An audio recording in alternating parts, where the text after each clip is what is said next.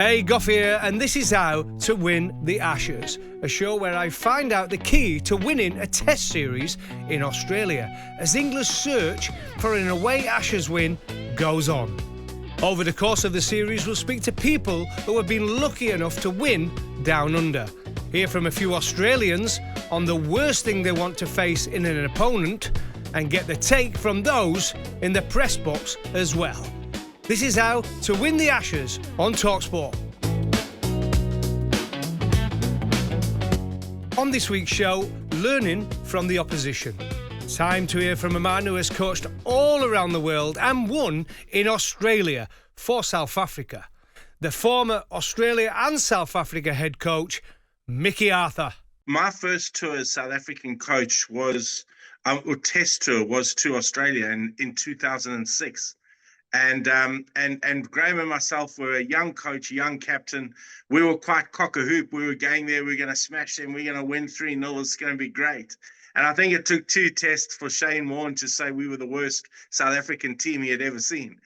But what we did, I'll never forget, there was a night in Perth where Graham and myself and the CEO of Cricket South Africa at the time, Gerald Majola, flew over, and clearly Graham and myself were shell-shocked. We lost 3-0, lost the test series, got hammered really.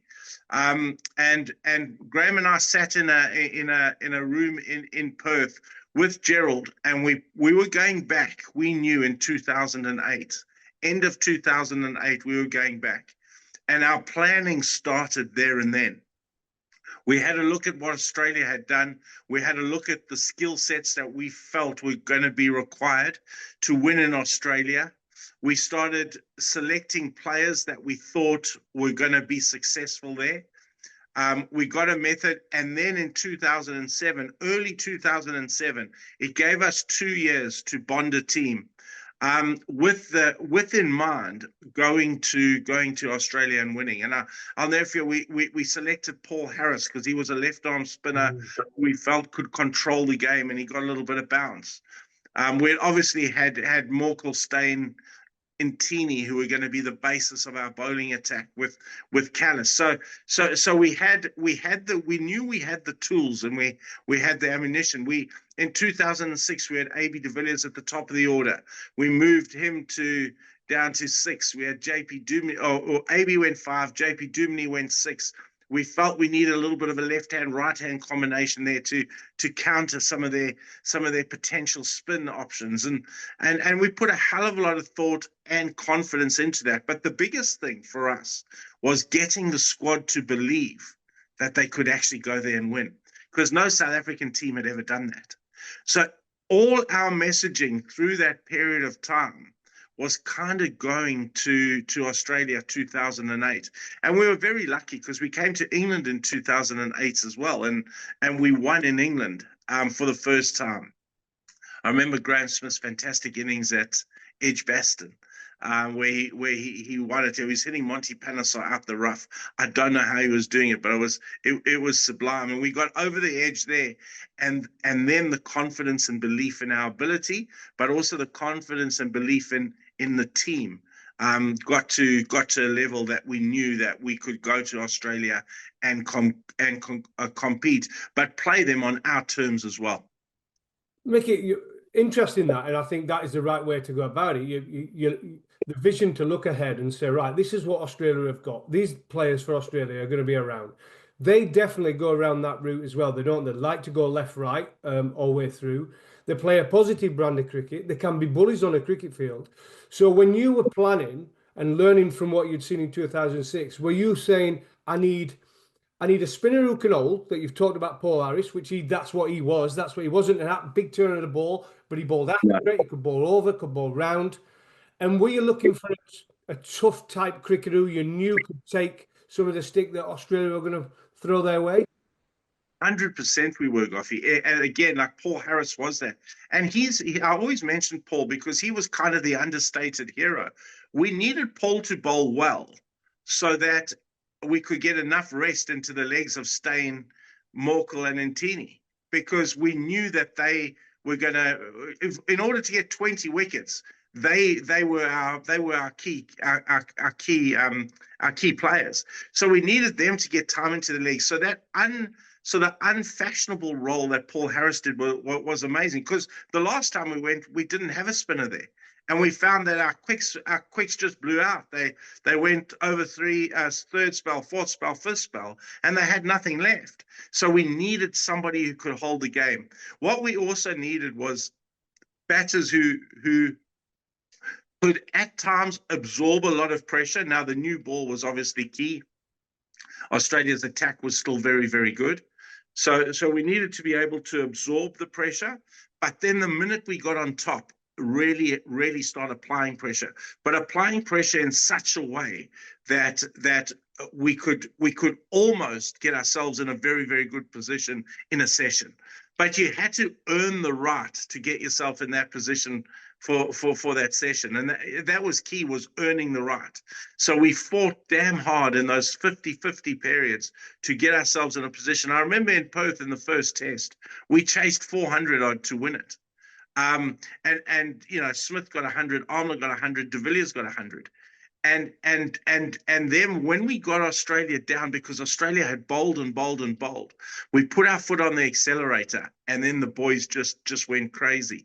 And what we did there was lay a marker, so much so that when we were behind the 8 ball in Melbourne in the second test, and I'll never forget Mark Boucher telling me before the test match, he said, "Coach, give me an hour with all our tail enders. I want to take our tail enders to the nets and work with them." I said, "Bouch, you can do whatever. Yeah, go. Good idea." You know, I wasn't too fussed at that point. We were 160 for 7, still about 140 behind Australia, and Paul Harris, Dale Steyn, and it was Paul Harris, Dale Steyn batting with JP Duminy got us a lead of 120. And then that night, Staines come running in, knocked them over. So all our eggs and decisions all kind of materialized, but there was a lot of thought that went into the processes before that. Talk about that in Dale Steyn, because I've actually interviewed Dale as part of the podcast, and he talks about how important batting for the tail enders is in Australia. And I've talked about that this series as well. It's a battle almost to the 8, 9, 10, 11, where Australia was so good. Shane Warne used to come in and play that aggressive format, 7 at Gilchrist, 8 Warney, and play the shots, because he realised the importance of that lower order, that tail enders, getting important runs. And obviously that played a part for you, especially there in Melbourne. Was that the game where Dale got 70 as well? It was. Yeah. And that was definitely a plan. It was a plan, and I can't claim credit to that plan, because Bouch before the test match actually said, "I'm going to work with the tail enders," and I kind of then got, yeah, great idea, off you go, you know. But Bouch was adamant that was where it was going to be won and lost, and it proved. I mean, he gave them the most uncomfortable hour I've ever seen. I felt so sorry for those boys. They had chest pads on, they had arm guards, they had helmets, and they were just peppered in the indoor center at the FCG. It was like, I felt like she's Ian Bouch, you're probably going over the top. But what it did do was it prepared him for what happened. And we were 160 for 7 we were, and between the three, Duminy with Steyn and Paul Harris were incredible in getting us an eventual lead, which got us sort of into a dominating position in that test match, and then winning in Melbourne. The test series was done and dusted. So it was fantastic. There is no win like winning in Australia, though. As you know, Gough, it's the hardest place to go into. I don't know. I lost every series, mate, but I did win the odd game. There's only a chosen few that get to win in Australia, mate. I'm sorry, but I think I won twice, 2 test matches, but it was great. Look, it is tough, but you know, when you put your passport down at passport control, they tell you're wasting your time. You get abused by the waitresses in the restaurants. You order, they tell you you're wasting your time. So the whole country tends to turn against you. And what we did in 2006, 2007 was we kind of fought that. We sort of said, "Oh, well, stuff you guys. We're going to come in here, we put our shoulders back, we're going to take you on at your own game, and got absolutely hammered. That was the biggest learnings for us that we took into the 2008 series. Oh, brilliant. And one thing as well, obviously you watched a lot of cricket leading in that. You saw that 2006 and you saw the way Australia batted on those pitches, because what people don't realise in Australia is, but every ground you play at is totally different. The facilities, you'd think they'd be consistent, like the way they are, the pace of the pitches and everything else, the outfields. You've got Adelaide, short boundary square, but long. Do you know what I mean? The Brisbane becomes obviously the thing where Australia love playing. Did you look at the different pitches and have real discussions about, look how successful these players are on these pitches, and this is how we have to play? Yeah, and we prepared. We prepared accordingly. So we went to Perth for game one, but we got in there 2 weeks before, and we trained at the Wacker, because Perth bounced, and that makes Perth so unique. That was when the Wacker bounced, so we had 2 weeks consistent, solid training at the Wacker to get us used to that bounce. You then go to Melbourne, where it's slightly different, because it's Melbourne at times could be slightly slower and lower. And overhead conditions, Melbourne, it rains a bit, doesn't it? Yeah. Spot on. So then, once we finished in Perth and marked that, we sort of got to Melbourne and acclimatized fairly quickly. We had learned that, though, from 2006, how much it differed. And so a lot of our preparation and language in terms of our discussions around how we were going to play was very, very much with the conditions in mind. And here's the take from the Wisden editor, Lawrence Booth. When you look at teams that have had success in Australia, because England, let's be honest, we've kind of struggled, right, when we've gone there. From my days, from the Flintoff days, which were a disaster, and then we had success, 2010 and 11. What does a team need? Why have England struggled to win an Ashes series in Australia, and other teams seem to have success there? I mean, look at so we're talking about the last 3 Ashes trips, which have been, 13-0 to Australia with 2 draws. I mean, all-time terrible, really, by England. The basic problem is they're not scoring enough runs. I mean, so I was looking at these numbers earlier. They batted 29 times across those 3 series in Australia, and they've been bowled out for less than 214 times, right? Wow. So half the times they're going out there, they're not even making 200. One time they bowled out for 60 odd when Scott Boland took his 6 for 7. So they're not giving their bowlers a chance. They're giving their bowlers absolutely nothing to defend. In those 3 series, Australia have declared 12 times. England haven't declared once.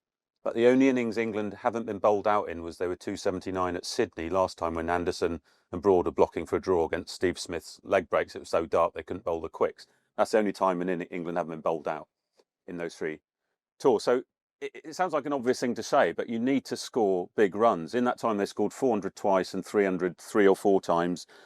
They're just not giving their bowlers a chance. Australia are racking up 600, 500. 10-11, England bat. They win 3 tests by an innings. They bat 7 times and they score 500 4 times out of 7, right?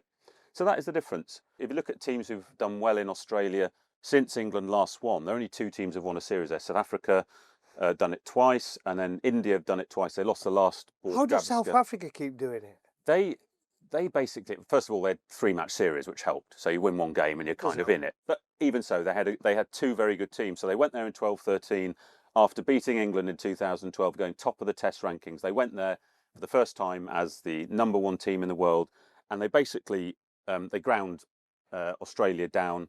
Ricky Ponting averaged 6 with the bat. So there's another theme here, which is that you need to catch Australia at a bad moment in their cycle. Stuart Broad said this recently. To win in Australia, they have to be quite bad and you have to be very good. So South Africa did it well that tour. They went again in 2016-17, and Australia were a shambles. They picked 19 different players in 3 tests. They bowled out for 85 at Hobart. Again, they were on a dip, and South Africa took advantage of that. India's first of their 2 wins, 2018-19. There's no Smith, there's no Warner because of Sandpaper Gate. They're both banned. And India took advantage of that superbly, and Bumrah bowled beautifully. And then the outlier for kind of Australia have to be on a downward slope is India winning in 2021, they won 2-1 with a team that were bowled out for 36 in the first test at Adelaide. Everyone's getting injured. They're having to blood youngsters, and somehow the exuberance of youth carries them over the line. The guys like Siraj coming through, Washington Sundar, Pant, Gill. So they kind of blooded a new generation. But generally, you need Australia to be on one of their little downward ebb, which happens probably every 10 years for about 6 months, because they react very quickly to doing badly. They do not tolerate vulnerability. They fix it straight away. Well, I think you're going to have a busy winter. I'm looking forward to reading some of the articles. Can't wait. Good luck.